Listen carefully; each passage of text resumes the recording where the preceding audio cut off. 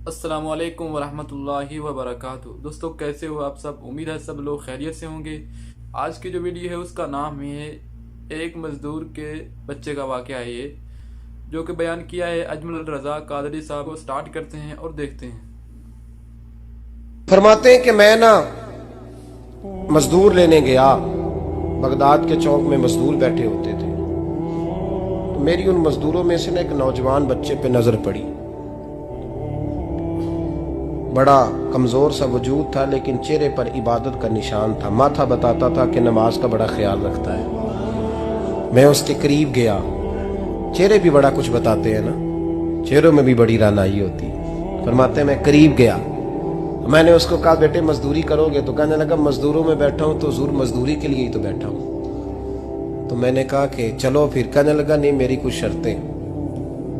میں نے کہا بتاؤ؟ کہنے لگا پہلی شرط یہ ہے کہ لوگ 4 دینار دیہاڑی لیتے ہیں، میں 3 دینار لوں گا۔ میں نے کہا یار بھائی تو بڑی بہترین ہے، باقی بھی اس طرح کی رکھ لے۔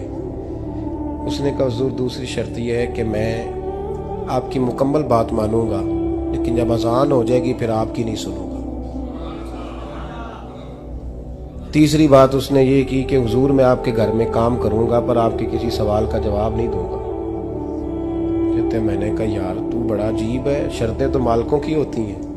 کہنے لگا جی بہرحال میں شرطیں لگا کے جاتا ہوں۔ فرماتے ہیں میں اسے گھر لے آیا، کام میں نے اس کو بتایا تو جو کام مزدور سارے دن میں کرتا ہے نا اس نے 2 گھنٹے میں کر دیا۔ ہمارے مزدور سگریٹ پینے میں بھی تو آدھا گھنٹہ لگاتے ہیں، وہ چائے پینے جائیں تو پونا گھنٹہ وہاں۔ ان کو بھی تو دیانتداری کرنی چاہیے کہ نہیں کرنی چاہیے؟ نے معاہدہ کیا ہے نا جی تو پورا اترنا چاہیے نا۔ کہتے 2 گھنٹے میں۔ اب کام جب بندہ شروع کراتا ہے تو کام اور نکل آتا ہے۔ کہتے کام میں نے اس کو اور بتا دیا، وہ کرنے لگا۔ اس نے مٹی نکال کے رکھی تھی باہر رستے میں، تو اذان ہو گئی زور کی، اس نے وہیں کدال چھوڑی کئی اور چلنے لگا۔ تو میرا بیٹا کہنے لگا اس کو ذرا برابر کر دو۔ کہنے لگا چپ کر جا، تیرے باپ سے بات ہوئی تھی، جب اذان ہوتی ہے تو میں کسی اور کی نہیں سنتا، صرف اللہ رسول کی سنتا ہوں۔ کہتے ہیں مسجد چلا گیا، نماز پڑھ کے آیا تو دوپہر کا وقت تھا۔ میری بیوی کہنے لگی اس کو کھانا کھا لے۔ کہتے ہیں ہم نے کہا کھانا کھا لو، تو کہنے لگا میں نے روزہ رکھا ہوا، رمضان بھی نہیں تھا، نفلی روزہ رکھا ہوا۔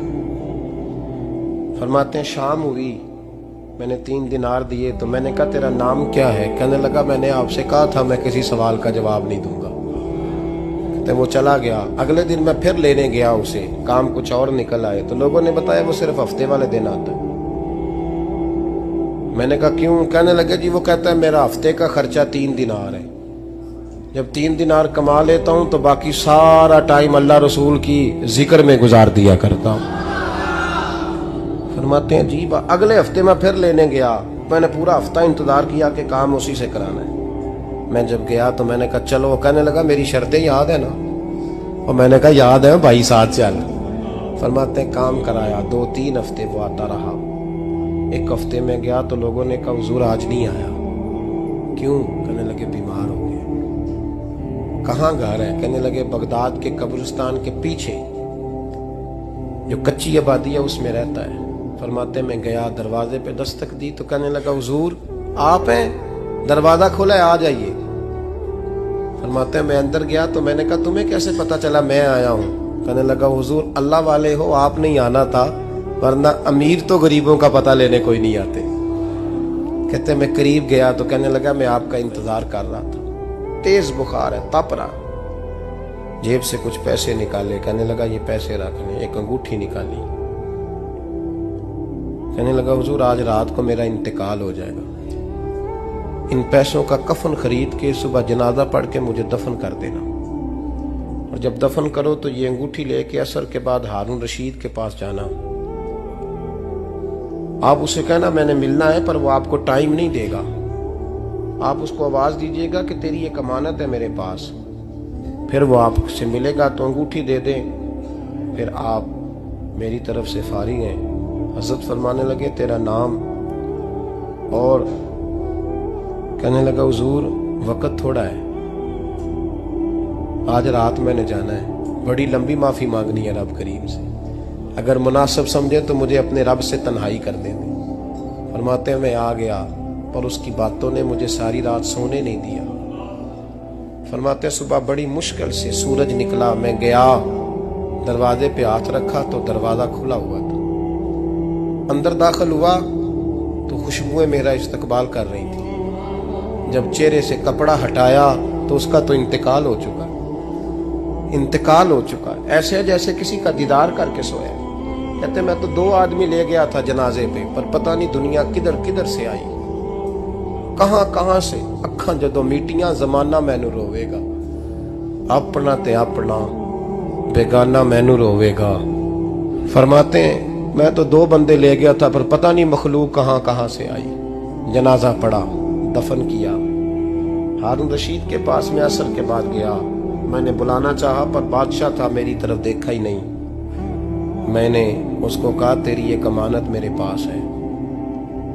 फरमाते हैं वो मुझे कोने पे ले गया, क्या बात है, कमरे में बुलाया, मैंने अंगूठी दी।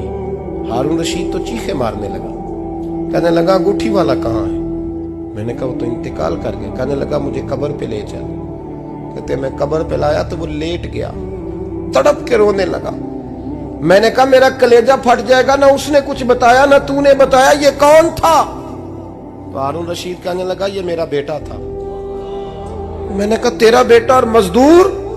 कहने लगा हुजूर ये हजरत दाऊद ताई के पास बैठा करता था, उनका मुरीद था, मुझे रोज कहता था अब्बा तूने बड़ी दुनिया इकट्ठी कर ली है, मरते वक्त तुझसे टांगे समेटी नहीं जाएंगी, इतना हिसाब नहीं तू दे सकेगा।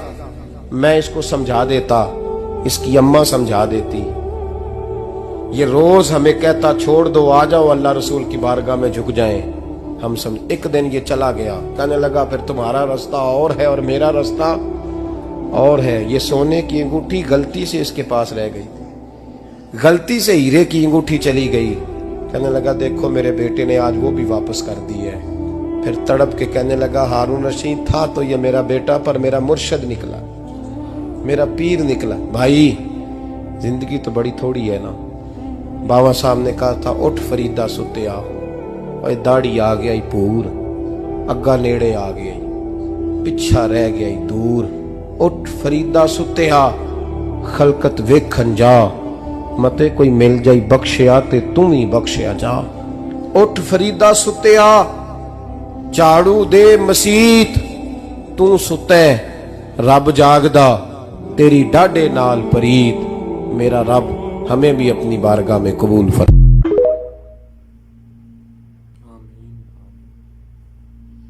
दोस्तों उम्मीद है आप लोगों को वीडियो बहुत ज़्यादा पसंद आई होगी। इसी के साथ मुझे दो इजाज़त, अल्लाह हाफिज़।